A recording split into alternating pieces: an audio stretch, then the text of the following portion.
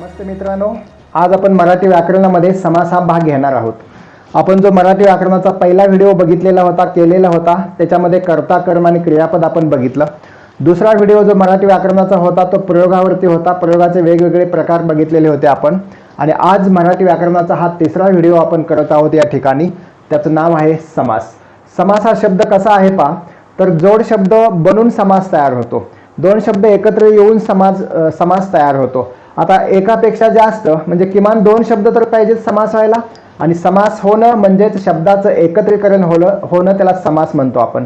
आणि एकत्रीकरण झाल्यानंतर, दोन शब्दांचं एकत्रीकरण झाल्यानंतर जो शब्द बनतो त्याला आपण सामासिक शब्द असं म्हणतो. आणि हा सामासिक शब्द वेगवेगळ्या पद्धतीचा असतो, म्हणजे समासाचे वेगवेगळे प्रकार आहेत त्याच्यामध्ये. पहिला प्रकार आहे त्याला आपण अव्ययभाव समास म्हणतो. दुसरा आहे त्याला तत्पुरुष समास म्हणतो. तिसरा आहे त्याला द्वंद्व समास म्हणतो. चौथा प्रकार आहे त्याला बहुव्रीही समास असं म्हटलं जातं. आता हे समास ओळखायचे कसे, त्याचे काय निकष आहेत, त्याच्या काय नियम अटी आहेत हे पाहायला पाहिजे आपल्याला. म्हणून पहिला समास आपण बघूया, त्याला आपण अव्ययभाव समास म्हणतो. अव्ययभाव कोणताही समास घेतला तर दोन शब्द असतातच त्याच्यामध्ये आणि तो मिळून बनलेला शब्द असतो. आणि म्हणून अव्ययभाव समास बघत असताना काय लक्षात ठेवायचं, तर अव्ययभाव समासामध्ये पहिलं पद महत्वाचं असतं, तत्पुरुष समासामध्ये दुसरं पद महत्वाचं असतं, द्वंद्व समासामध्ये दोन्ही पदे महत्वाची असतात आणि बहुव्रीही समासामध्ये दोन्ही पदे महत्वाची नसतात. दोन्ही पदे सोडून तिसऱ्याच पदाचा जिथं बोध होतो त्याला आपण बहुव्रीही समास म्हणतो. हे मी पुन्हा रिपीट करतोय, लक्षात ठेवण्यासाठी अतिशय महत्वाचं आहे. पहिला समास जो आहे त्याला अव्ययभाव समास म्हणतो आपण. अव्ययभाव समासामध्ये जे दोन शब्दांचा जोड शब्द असतो त्याला सामासिक शब्द म्हणतो आपण. तर अव्ययभाव समासामध्ये पहिले पद महत्वाचे असते, तत्पुरुष समासामध्ये दुसरे पद महत्वाचे असते, द्वंद्व समासामध्ये दोन्ही पदे महत्वाची असतात, म्हणजे पहिले प्लस दुसरे दोन्ही पदे महत्वाची असतात. आणि बहुव्रीही समासामध्ये दोन्ही पदे महत्वाची नसतात, कारण तिसऱ्याच पदाचा बोध होतो. उदाहरण सांगायचं झालं तर अव्ययभाव समासामध्ये आपण एखादा शब्द घेतला, आमरण शब्द घेतला आपण. पहिलं पद का महत्वाचं बघा, आमरण हा शब्द घेतला आपण तर या शब्दामध्ये हे पहिलं पद आणि हे दुसरं पद झालं. आ पहिलं पद, मरण दुसरे पद.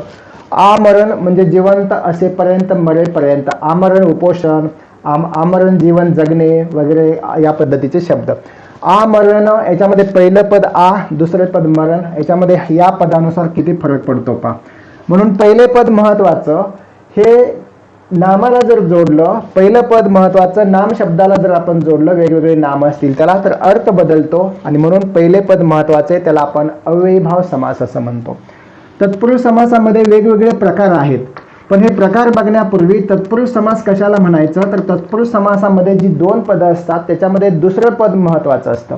एक शब्द मी घेतोय तर तत्पुरुष समासामध्ये दुःख प्राप्त किंवा तोंड पूजा, ही दोन शब्द घेतले आपण. तोंड पूजा म्हणजे जेवणे, तोंडाची पूजा. दुसरं देवपूजा हा शब्द घेतला आपण, देवाची पूजा, विभक्ती तत्पुरुष मधला येतो.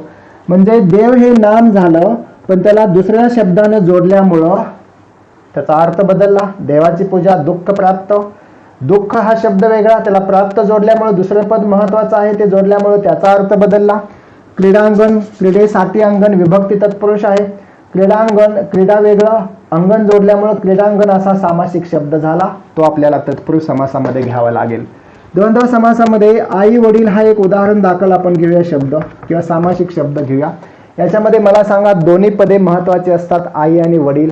रामकृष्ण असेल, हिरेमोती असेल, सुखदुःख असेल, पापपुण्य असेल, यासारखी पदं, यासारखे शब्द, सामासिक शब्द द्वंद्व समासामध्ये येतात.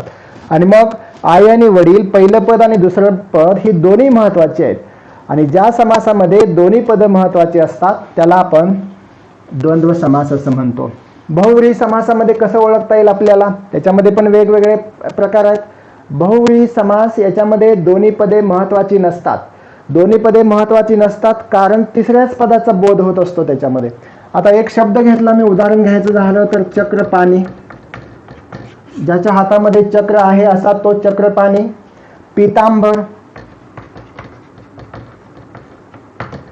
पीत आहे अंबर ज्याचे, तो कुणी असेल तो. आणि नीलकंठ, हे शब्द सामासिक शब्द बहुव्रीहीमध्ये येतात.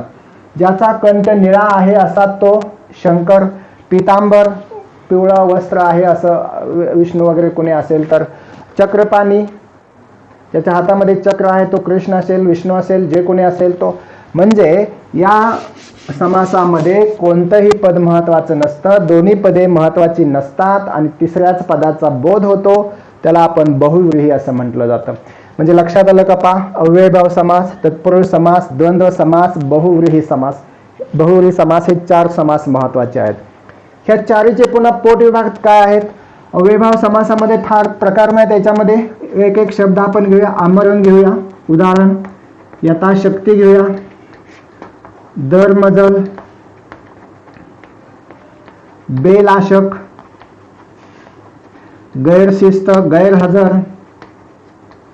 थोडक्यात सांगायचा महत्वाचा मुद्दा, याला जोडलेली जी पहिली पदं आहेत ती पहिली पदं अतिशय महत्वाची आहेत. बघा थोडी उदाहरण घेऊया आपण. आमरणमध्ये मी सांगितलं पहिलं पद महत्वाचं आहे, त्यामुळे शब्दाचा अर्थ बदलला. यथाशक्ती, शक्तीप्रमाणे, यथा जोडल्यामुळं, शक्ती या नामाला यथा जोडल्यामुळं शक्तीप्रमाणे असा त्याचा अर्थ झाला. दरमजल, मजल दर मजल करीत तो निघाला, दरमजल म्हणजे प्रत्येक मजले बरोबर. बेलाशक, बे जोडल्यामुळे त्याचा अर्थ बदलला. गैरहजर, हजरला गैर जोडल्यामुळे त्याचा अर्थ बदलला. वेगवेगळे शब्द आपल्याला सांगता येतील. बेमालूम सांगता येईल, बेसावध सांगता येईल, गैरशिस्त सांगता येईल, दरवेळी सांगता येईल, प्रत्येक दिवशी म्हणजे प्रतिदिन सांगता येईल. असे जे वेगवेगळे शब्द असतात त्याला आपण अव्ययभाव समासिक शब्द असं म्हणतो. म्हणजे अव्ययभाव समासामध्ये पहिला शब्द महत्वाचा, पहिले पद महत्वाचं, म्हणून त्याला आपण अव्ययभाव समास असं म्हणतो. हे लक्षात आलं असेल तुम्ही. ज्या समासामध्ये पहिलं पद महत्वाचं असतं त्याला आपण अव्ययभाव समास म्हणतो. दुसरा आपण तत्पुरुष समास बघूया. तत्पुरुष समासामध्ये हे 6 प्रकार आहेत, 7 प्रकार आहेत. एक विभक्ती तत्पुरुष, एक एक बघूया आपण. विभक्ती तत्पुरुष कशाला म्हणायचं बघा. विभक्ती माहिती आहे आपल्याला, प्रथमा विभक्ती, द्वितीय विभक्ती, तृतीय विभक्ती, चतुर्थी, पंचमी, षष्ठी, सप्तमी, संबोधन वगैरे ह्या सगळ्या विभक्ती आहेत. या विभक्तींचा बोध होत असेल सामासिक शब्दामध्ये तर त्याला आपण तत्पुरुष समास म्हणतो. दुःख प्राप्त हा शब्द घेतला आपण, याच्यामध्ये दुःख प्राप्त काय याची फोड होते तर दुःखाला प्राप्त, म्हणजे हा विभक्ती तत्पुरुष समास आहे. मगाशी सांगितल्याप्रमाणे क्रीडांगण घेतलं, क्रीडेसाठी अंगण, क्रीडेसाठी त इ आ सप्तमीमध्ये येतो, हा सप्तमी तत्पुरुषमध्ये येतो. क्रीडेसाठी अंगण हा एक होऊ शकतो.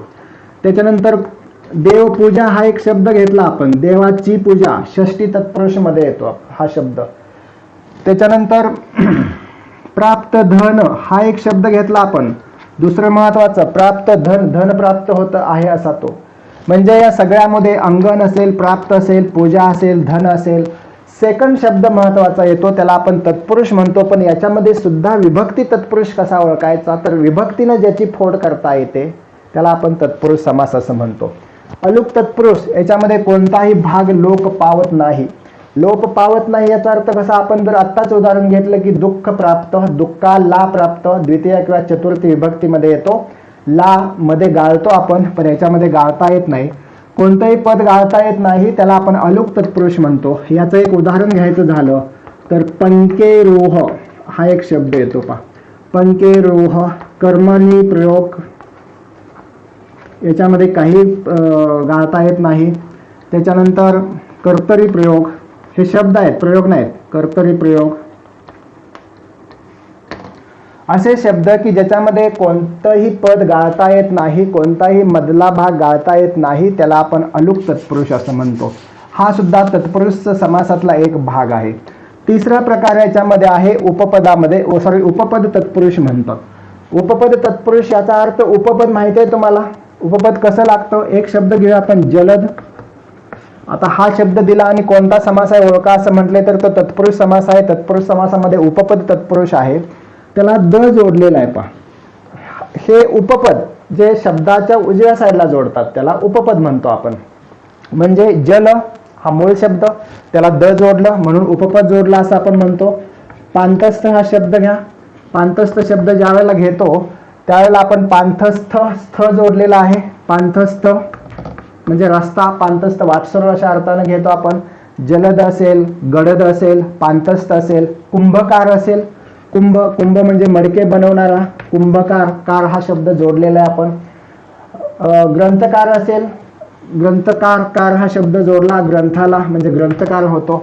अशा पद्धतीनं जर उपपद जोडली असतील आणि तो तत्पुरुष समास असेल तर त्याला आपण उपपद तत्पुरुष समास असं म्हणतो. नय तत्पुरुष किंवा नत्र तत्पुरुष असं म्हणतो आपण त्याला. पहिला शब्द नकार पाहिजे. एक शब्द घेतला आपण ना उमेद, उमेद. त्याच्यानंतर हा शब्द बघा ना जोडलेला आहे. अयोग्य, योग्य नाही असा तो, उमेद नाही असं ते. म्हणजे नकार असणारे, नकार दर्शवणारे जे शब्द असतील त्याला आपण नय किंवा नत्र तत्पुरुष असं म्हणतो. म्हणजे ना उमेद असेल, नापसंत असेल, अयोग्य असेल, अविशिष्ट असेल, अशा पद्धतीचे शब्द जे निगेटिव्हिटी दर्शवतात त्याला आपण नय किंवा नत्र तत्पुरुष असं म्हणतो मराठी व्याकरणामध्ये. कर्मधारय समास कशाला म्हणायचं तर कर्मधारय समासाचं एक उदाहरण घेऊया आपण. पुरुषोत्तम, पुरुषोत्तम याची फोड कशी करता येईल आपल्याला आणि तो कर्मधारय समास काय आहे ते सांगतो. उत्तम आहे असा पुरुष, मुखकमल, कमला सारखे मुख आहे असे मुखकमल, नीलकमल, मुखकमल, पुरुषोत्तम. तर अशा पद्धतीचे शब्द हे कर्मधारयमध्ये येतात. रक्तचंदन असेल, रक्तासारखं चंदन, तर अशा पद्धतीचे शब्द कर्मधारयमध्ये येतात. द्विगुचा संबंध कसा आपण घ्यायचा तर द्विगु तत्पुरुष समासामध्ये पहिला शब्द, पहिले पद असतं ते संख्यात्मक असतं. हे अतिशय सोपं आहे. पहिलं पद संख्यात्मक असतं. एक उदाहरण घ्यायचं झालं तर त्रिदेव, पाचगणी, पंचपाळे, नवरात्र, सप्तमी, अष्टमी, त्याच्यानंतर चौपाटी, त्रिलोक्य. अशा पद्धतीचं संख्या जर असेल तर त्याला आपण दशानन, अर्थात हा बहुव्रीहीमध्ये पण येतो पण दशानन दश असल्यामुळे हा द्विगुमध्ये पण घेऊ शकतो. पण दशानन प्रामुख्यानं घेतो आपण बहुव्रीहीमध्ये, कारण दशाननामध्ये दोन पद नसतात त्याच्यामध्ये आणि जरी असली तरी दोन्ही पद महत्वाची नसतात. दशानन म्हणजे रावण तिसऱ्या पदाचा बोध होतो म्हणून आपण तो तिकडे घेतो. नवरात्र असेल वगैरे असे शब्द म्हणजे जे संख्या दर्शवतात सुरुवातीला त्या शब्दाला आपण द्विगु समास असं म्हणतो. सर्वात सोपा शेवटचा भाग या तत्पुरुष समासामधला त्याला आपण मध्यम पदलोपी असं म्हणतो. आता मध्यम पदलोपी म्हणजे मधलं पद गाळलेलं असतं. पुरणपोळी या शब्दाची फोड कशी कराल? पुरण घालून केलेली पोळी, गुळांबा, गुळ घालून केलेला आंबा. पुरणपोळी असेल, गुळांबा असेल, त्याच्यानंतर साखर भात असेल, साखर घालून केलेला भात असेल, वडापाव असेल, बटाटे वडा असेल, बटाटे घालून केलेला भात, बटाटे भात असेल. म्हणजे अशा पद्धतीचं ज्या तत्पुरुष समासामध्ये मधले पद वगळले जाते त्याला आपण मध्यम पदलोपी समास म्हणतो. लक्षात आलं असेल अशी मला आशा आहे याच्यामध्ये. तर विभक्ती तत्पुरुष, अलुक तत्पुरुष, उपपद तत्पुरुष, नत्र तत्पुरुष किंवा नय तत्पुरुष, कर्मधारय, द्विगु आणि मध्यम पदलोपी. पुन्हा एकदा मी सांगतो पहा ह्या दोन्हीचं. अव्ययभाव समासामध्ये पहिलं पद महत्वाचं असतं. यथाशक्ती, गैरहजर, बेशिस्त, बेलाशक, बेपरवा. त्याच्यानंतर वेगवेगळे हर दिन असेल, प्रतिदिन असेल, असे शब्द अव्ययभाव समासामध्ये येतात. पहिलं पद क्रियाविशेषण असतं त्याचं. तत्पुरुष समासामध्ये विभक्ती तत्पुरुष माहिती आहे तुम्हाला. अलुक तत्पुरुष मध्ये पद गाळलेलं नसतं. पंकेर्य असेल, कर्तरिप्रयोग, कर्मणिप्रयोग असेल. उपपद तत्पुरुष पांतस्थ, जलद, कुंभकार, ग्रंथकार सारखं असतं. नय तत्पुरुष किंवा नत्र तत्पुरुष मध्ये अयोग्य असेल, अहिंसा असेल, ना उमेद असेल. कर्मधारयमध्ये पुरुषोत्तम असेल, रक्तचंदन असेल, नीलकमल असेल, नीलसागर असेल. द्विगुमध्ये त्रैलोक्य असेल, चौपाटी असेल, पंचपाळे, पाचगणी असेल, त्याच्यानंतर सप्ताह असेल, अष्टमी असेल, नवरात्र असेल. मध्यम पदलोपीमध्ये गुळांबा असेल, पुरणपोळी असेल, साखर भात असेल, बटाटे वडा असेल. म्हणजे मधले पद वगळलेले सर्व शब्द येतील ते आपल्याला तत्पुरुष समासामध्ये घ्यावे लागतील. मी हे थोडंसं पुसतो आता याच्यामध्ये आणि राहिलेले दोन बघूया आपण. द्वंद्व समास आणि बहुव्रीही समास म्हणजे नक्की काय. तर द्वंद्व समास कशाला म्हणायचं की ज्याच्यामध्ये दोन्ही पद महत्वाचे असतात. पहिले पद पण महत्वाचं असतं आणि दुसरे पद पण महत्वाचं असतं. आणि इतर द्वंद्व हा द्वंद्वचा एक प्रकार आहे. त्याच्यामध्ये दोन्ही पद जोडलेली असतात. आणि व या दोन उभ्यान्वयी अव्ययानं किंवा या शब्दांनी जोडलेले असतात. म्हणजे कसं ज्यांच्यामध्ये फोड करता येत नाही. आई वडील असे दोन असतात याच्यामध्ये. कृष्ण आणि अर्जुन असे पण असतात, कृष्णार्जुन. मग याची फोड कशी होईल? आई व वडील, कृष्ण व अर्जुन, पाप व पुण्य, सुख व दुःख. व आणि या दोन शब्दांनी ज्याची आपण फोड करू शकतो त्याला आपण इतरेतर द्वंद्व म्हणतो. म्हणजे आणि व समुच्चय थोडक्यात दोन्हीचा एकत्र आलेला. वैकल्पिक मध्ये वा किंवा आणि अथवा या तिन्ही शब्दांना ज्या शब्दाची फोड होते त्याला आपण वैकल्पिक द्वंद्व समास असं म्हणतो. म्हणजे कोणतं घेता येईल आपल्याला? सुख दुःख. आता सुख दुःख हा एक शब्द झाला. सुख आणि दुःख असं नाही, सुख किंवा दुःख. जीवनामध्ये सुख दुःख असते याचा अर्थ सुख किंवा दुःख असते. पाप पुण्य, मनुष्य पाप पुण्य करतो म्हणजे मनुष्याच्या पाप पुण्याचा हिशोब वरती मांडला जातो. म्हणून पाप आणि पुण्य ह्या शब्दाची फोड आपण पाप किंवा पुण्य असं करतो. म्हणजे सुख किंवा दुःख, पाप किंवा पुण्य, सुख अथवा दुःख असं जर असेल तर त्याला हे किंवा हे याला आपण वैकल्पिक द्वंद्व म्हणतो. आणि वन जर फोड होत असेल तर त्याला इतरेतर द्वंद्व म्हणतो. समाहार द्वंद्व बघायचा असेल तर आपल्याला एक शब्द मी इथं उदाहरण दाखल घेऊ शकतो. कपडा लत्ता या शब्दाची फोड तुम्ही कशी कराल? तर आमच्या घरचे पाहुणे कपडा लत्ता घेऊन पळाले. थोडक्यात असं उदाहरण. कपडा लत्ता म्हणजे सगळं जे काय मिळेल ते. नुसता कपडा आणि लत्ता काय नसतंय, कपडा लत्ता वगैरे वगैरे जे काय मटेरियल मिळेल ते. तर त्याला आपण समाहार द्वंद्व म्हणतो. भाकरी तुकडा खाऊन तो जगला. भाकरी आणि तुकडा खाल्लं म्हणजे नक्की काय खाल्लं? तर भाकरी भाजी, भाकर तुकडा खाऊन जगला असं म्हणतो आपण. बाजार हाट त्याने काल केला. बाजारात जाऊन बाजार हाट केला म्हणजे बाजार आणि हाट काय केलं? बाजार हाट केला म्हणजे वेगवेगळ्या वस्तूंचा बाजार केला वगैरे वगैरे. तर वगैरे वगैरे ज्या कपडा लत्ता, बाजार हाट वगैरे वगैरे असं ज्याला आपण जोडतो त्याला आपण समाहार द्वंद्व समास असं म्हणतो. म्हणजे वगैरे वगैरे सगळा एकत्र मिळून जब होतं त्याला समाहार. वैकल्पिक हे किंवा हे, इतर हे आणि हे असा समुच्चय असतो. आता हेही पुसतो मी द्वंद्व मधलं. आणि आता बघूया आपण बहुव्रीही समास. सुरुवातीलाच मी सांगितलं दोन्ही पदं महत्वाची नसतात या समासामध्ये, तर तिसऱ्या पदाचा बोध होतो त्याला आपण बहुव्रीही समास असं म्हणतो. विभक्ती याच्यामध्ये काय घेतो आपण पहा. विभक्ती तत्पुरुष समासामध्ये साधारणपणे आपल्याला विभक्ती कुठल्या कुठल्या आहेत? प्रथमा, द्वितीया, तृतीया अशा विभक्तीनं फोड होणारे काही बहुव्रीही समासातली जर उदाहरणं आपल्याला घेतली तर ती विभक्ती तत्पुरुष समासामध्ये येतात. याच्यामध्ये निगेटिव्ह असणारं पहिलं अक्षर न आणि स न सुरू होणारं पहिलं अक्षर म्हणजे स असेल, उदाहरणार्थ सहोदर असेल.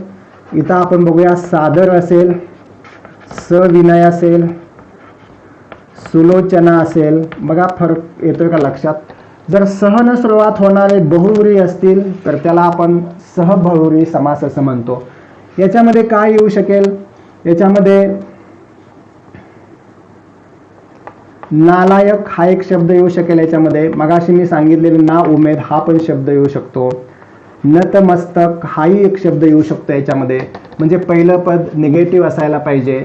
ना उमेद नाही असा, लायक नाही असा अशी फोड ज्याच्यामध्ये करतो आपण, असा दुसरा कोणीतरी तिसरा, म्हणून त्याला आपण नय तत्पुरुष समास म्हणतो आपण. विभक्तीमध्ये तत्पुरुष समासामध्ये आपण प्राप्त धन. मग प्राप्त धन याचा अर्थ प्राप्त झालेलं धन असं होतं. पण ज्यावेळेला असा त्याचा अर्थ होतो त्यावेळेला आपण तो पहिल्या याच्यामध्ये घेतो, इकडं विभक्ती तत्पुरुष मध्ये घेतो. पण प्राप्त धन वेगळंच काहीतरी असतं, सोनं नाणं असं तिसऱ्या पदाचा जर बोध होत असेल तर मात्र बहुव्रीही समास असं म्हणतो आपण. अशी वेगवेगळी उदाहरणं आपल्याला घेता येतील याच्यामध्ये. तर मित्रांनो, या ठिकाणी समास आपण बघत होतो. पुन्हा एकदा रिव्हिजन करतो, पुन्हा एकदा प्रकार करतो. तर पुन्हा एकदा प्रकार सांगतो. तर याच्यामध्ये हे तुमच्या तोंडपाठ झालं पाहिजे शक्यतो. समास म्हणायचं, दोन शब्द एकत्र आले की त्याला समास म्हणायचं. दोन शब्द एकत्र आल्यानंतर जोडशब्द बनतो त्याला सामासिक शब्द म्हणायचं. आणि या समासामध्ये वेगवेगळे 4 प्रकार आहेत. त्याच्यामधला पहिला अव्ययभाव समास आहे. त्याच्यामध्ये पहिलं पद महत्त्वाचं असतं. दुसरा तत्पुरुष समास आहे, त्याच्यामध्ये दुसरे पद महत्त्वाचं असतं. तिसरा द्वंद्व समास आहे, त्याच्यामध्ये दोन्ही पदं महत्त्वाची असतात.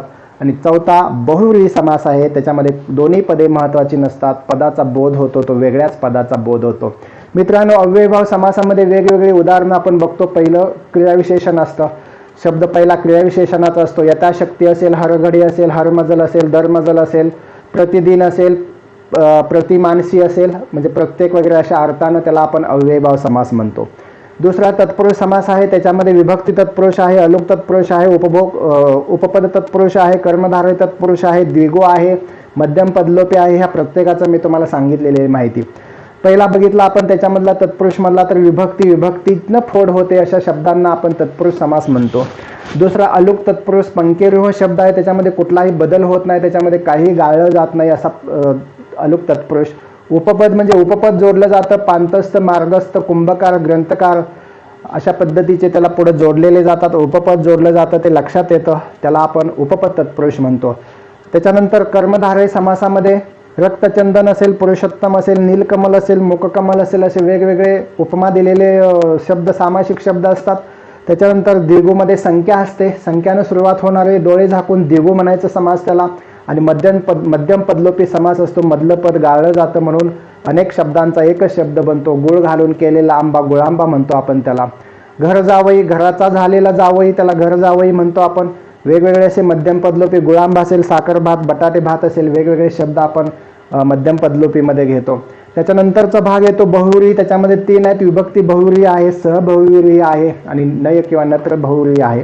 या तिन्हीचं पण वेगवेगळे प्रकरण आपण बघितले. तिसरा भाग आपण बहुव्रीही समासाचा बघतोय. बहुव्रीही समासामध्ये बघितलं की आपण कोणतंही पद महत्त्वाचं नाही, दोन्ही पदं महत्त्वाची नाहीत आणि तिसऱ्याच पदाचा बोध होतो, अशा वेळेला आपण बहुव्रीही समास म्हणतो.